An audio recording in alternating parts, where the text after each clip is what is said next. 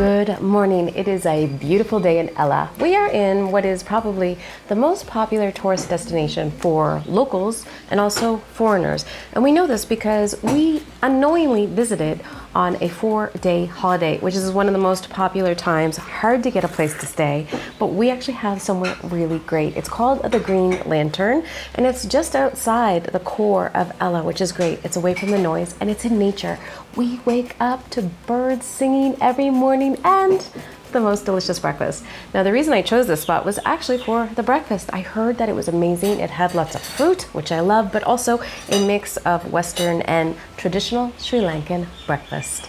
But my favorite thing, the thing I really wanted to try is this. It's called Kiribath. Kiribath literally means milk rice. It's coconut milk. I think it's coconut milk. And rice. Alan's nodding yes, because you have something similar in Indonesia as well.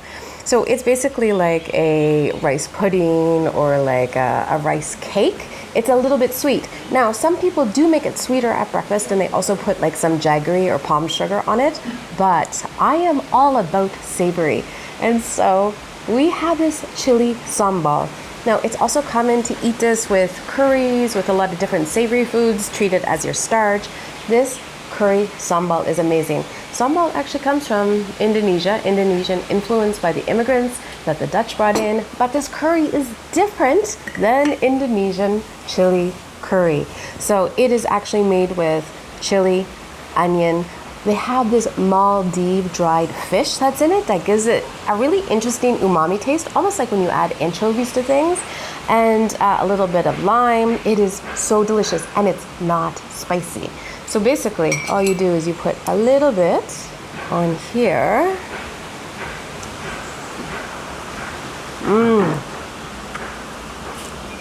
It's salty, spicy. There's a little bit of lime juice in it to break it up.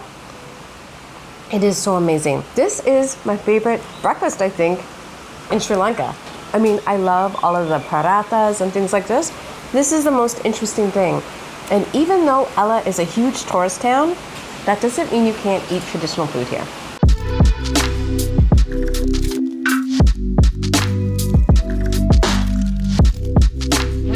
So today's plan is to just explore Ella. The really nice thing about it is that there are so many things that are within 10 minutes of the downtown core. So we're going to try to do as much of that as possible. Per normal, I have planned too many things, so we might not get it all done today, but it is a beautiful day outside, and so it's perfect for exploring.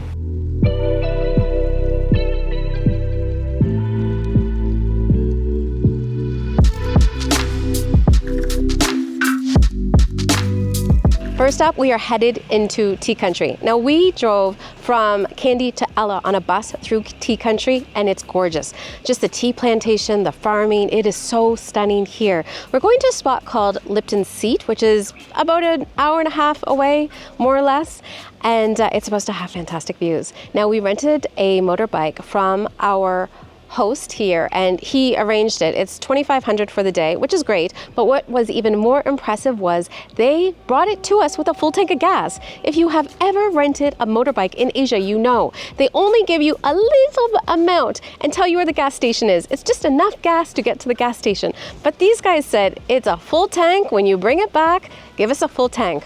What a great start to the day that we don't have to go searching for a gas station and worry that we're gonna run out.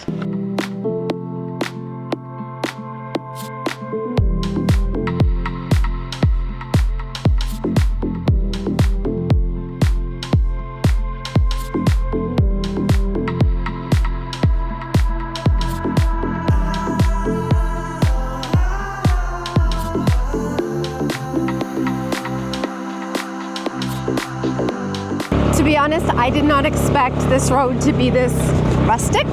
I thought because Lipton Seat was a popular tourist attraction that we would be in the tea plantations, but it would be better paved. So Alan is definitely getting his work in managing some of these roads. They're very bumpy.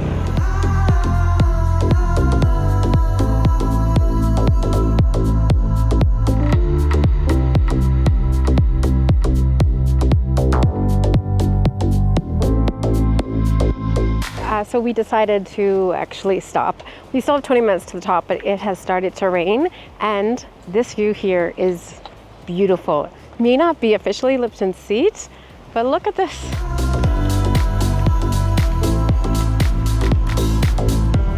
Ella really is gorgeous. It's very windy up here, starting to rain, but I kept asking Alan if he wanted to stop because it didn't make sense to keep going just for the sake of it.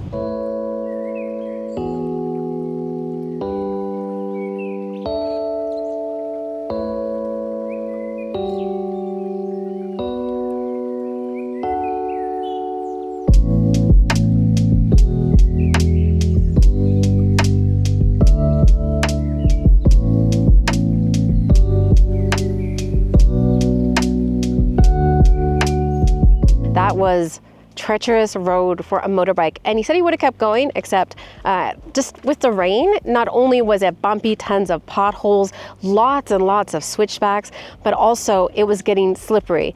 You know, we didn't plan to come to Ella because we just didn't know what the weather would be like this time of year, but I'm so glad that we did. We went to Chikomali because I love beaches, but I decided to take a chance on Ella because Alan loves the mountains.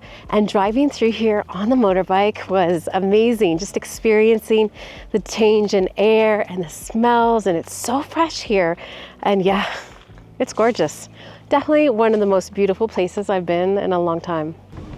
I feel very lucky because I know this area usually has a lot of mist, which is beautiful, but this sun, it just feels like we put in all that effort to get here, and I feel bad. Alan said like the driving was really tough, but we put in the effort, we made it 3/4 of the way, and we get this view.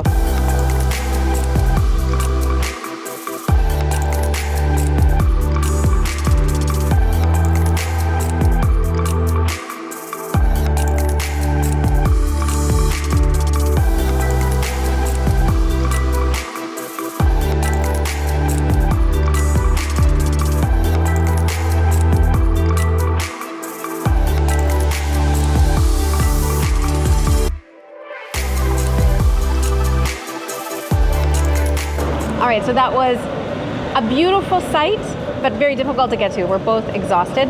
So we've decided we're gonna stop sightseeing for the day. We're here at one of the many amazing coffee shops in Ella. It's called The Barn. It is gorgeous inside, but it also has really great coffee and tea. And we'll catch up with you tomorrow morning where we have lots more to see. And we're back where we started yesterday. So we are going to head out today for, we're gonna try to see 3 things. I don't wanna say what they are because a lot of times I plan 3 things and we only have time for 2. We're not gonna rush. Travel is not about ticking all the sites off your list, but actually enjoying the day. So that's our plan. But I did wanna show you something that I saw because people next to us rented a TukTuk to travel around all of Sri Lanka. So I'm going to show it to you if you're brave enough to do it. I think Alan would be great at it, but he's got his channel, which is Motor Rounds, not TukTuk Rounds. So it looks like it's TukTukRental.com, and I think it's well marked so locals know that you are not a regular TukTuk. It also looks really large, and that is probably so that you can have the second person, but also all of your luggage. I don't know if we would do that, but I actually think it would be fun. Maybe the next time we come back to do it, maybe in the south for a little bit, and then Alan can rent a motorbike when we go places. I don't know. Let me know if you would do it because I think it could be cool, but I don't know if I would want to drive.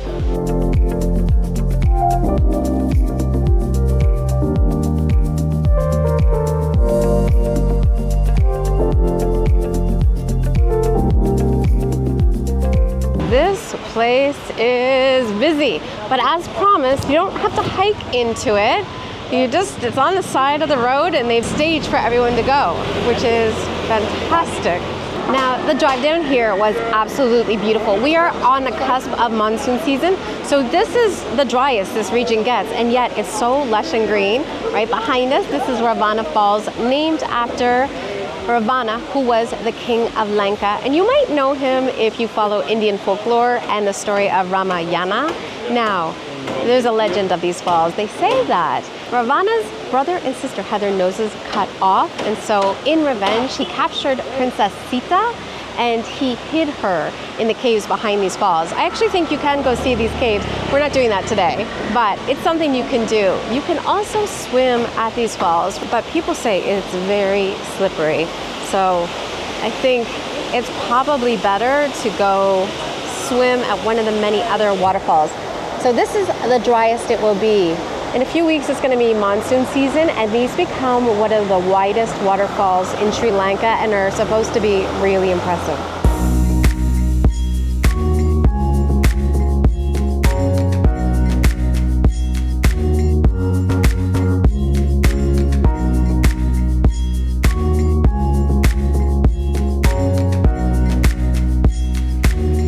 All right, so I would say it is beautiful here.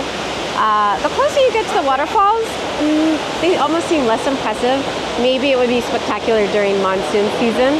I see some men swimming, but I think we've had enough.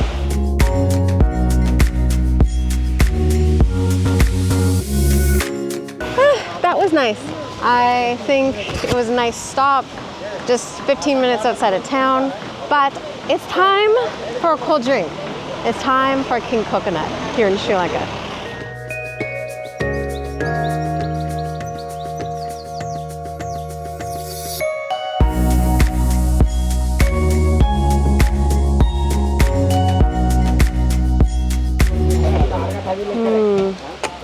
Not cold, but so sweet. These things are smaller. Well, actually, these are the biggest king coconuts I think we've had in a while. And there's so much juice in them. As expected, the best part of our visit was actually getting the coconut. And that's because Samantha, who was the vendor there, was just so nice. We had a really nice chat with him. When you come to these locations, definitely stop and get a drink and get a coconut. I mean, fresh coconut.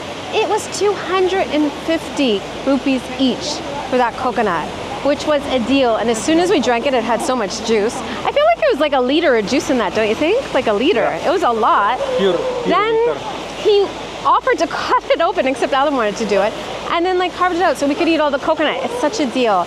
These vendors do not make a lot of money. They're local. Put money back into the economy. This is a free location. You can just go up and see it, but help the local community by staying for a drink or a corn or something. Just buy something and help the local economy.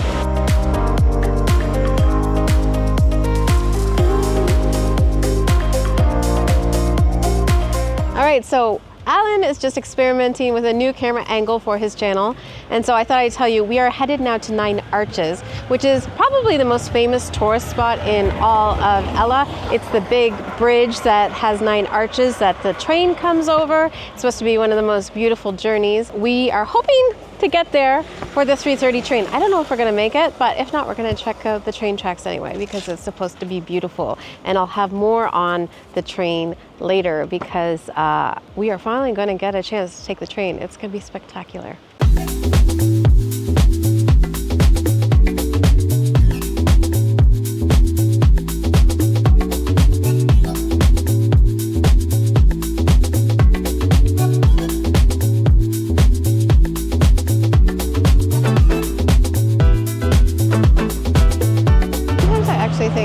Interesting story is all of the people getting their pictures while you're trying to get your picture.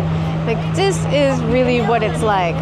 All those pictures where people are alone and woke up at 5 a.m. to catch the first one, that is not the reality when you come here. Look at Alan working hard, trying to get his shot. But this is really it. It's something that everyone wants to see, not just Westerners, but you can see lots of families here. Everyone's getting their picture. Now, if you want to skip the crowds, instead of coming down here like all of us, what you do is you can actually go up. There are a bunch of cafes that look down onto the train and provide amazing views. And also, if you go further over, there are tree plantations that also have great shots of the train.